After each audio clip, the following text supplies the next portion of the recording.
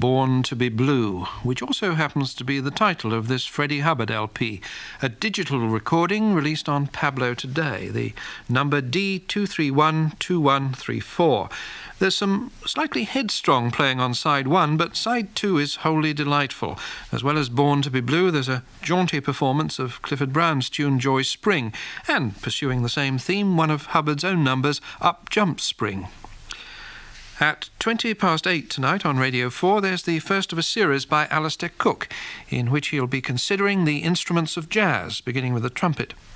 On Radio 3 next Monday evening at 11:15, you can hear Jazz in Britain, when I'll be introducing music by the Bobby Wellin Septet, a suite all about how the spider builds its web.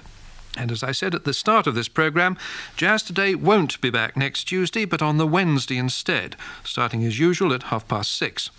Just for once, we've got an extra 15 minutes tacked on the end, so I'll be dipping into no fewer than 3 LPs by Anthony Braxton. Until next Wednesday, then, goodbye for now. Jazz Today was presented by Charles Fox.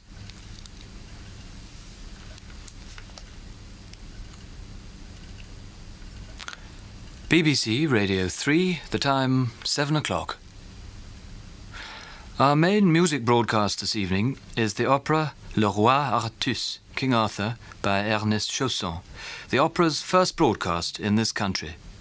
It's a recording made available by French radio, and the cast includes Zygmunt Nimsgern in the title role, Nicole Laurence as Genièvre, Peter Jeffs as Lancelot, Niklaus Tuller as Modred, and Bruno Laplante as Merlin, with the chorus of Radio France, chorus master Jacques Juinot, and the French National Orchestra.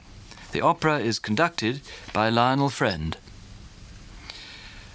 Le Roi Artus was first performed in Brussels in 1903, 4 years after the composer's death, and 8 years after it had been completed.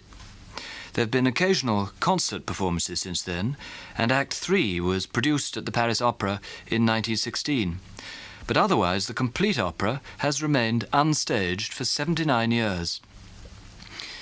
This neglect is strange, since that first Brussels performance was a resounding success, and 6 years after it, a poll taken among opera lovers in that city placed Le Roi Artus fourth of the operas they'd most like to see again, ahead of La Bohème, Madame Butterfly, and The Magic Flute.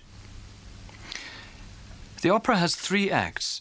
Each consists of 2 tableaux preceded by an orchestral prelude and linked by another orchestral interlude. The narration for our performance has been written by Roger Nichols, and even though the opera is sung in French, we shall be anglicising all the names. The first tableau of Act 1 takes place in a large room in Arthur's palace in Carduel. Arthur is praising his men's courage in their victory over the Saxons. He singles out Lancelot as the bravest of them all. Arthur's nephew Mordred is furious. Guinevere has spurned him, and he is determined to destroy his rival for her love, Lancelot. Arthur asks Lancelot why he acknowledges his praises with bowed head. Mordred sarcastically suggests that Lancelot has lost his stomach for fighting.